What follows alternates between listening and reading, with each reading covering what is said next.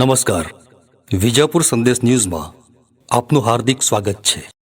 તાજેતરમાં વિજાપુર તાલુકાના મહેશ્વરપુરા ગામના મહેશ્વર મહાદેવ મંદિરના ગાદીપતિ મહંત શ્રી સોમાનંદજી મહારાજ પ્રયાગરાજના મહાકુંભ મેળાથી શ્રી શ્રી 1008 મહામંડલેશ્વરની પદવી પ્રાપ્ત કરી વિજાપુર નગર અને મહેશ્વરપુરાની ભૂમિને પાવન કરવા પરત પધાર્યા ત્યારે 10 ફેબ્રુઆરી 2025ના રોજ વિજાપુરના ટીબી હોસ્પિટલ ચોક ખાતે કુમકુમ તિલક, અક્ષત અને ફુલહારથી ભવ્યાતિ ભવ્ય સ્વાગત કરી શોભાયાત્રા કાઢવામાં આવી હતી.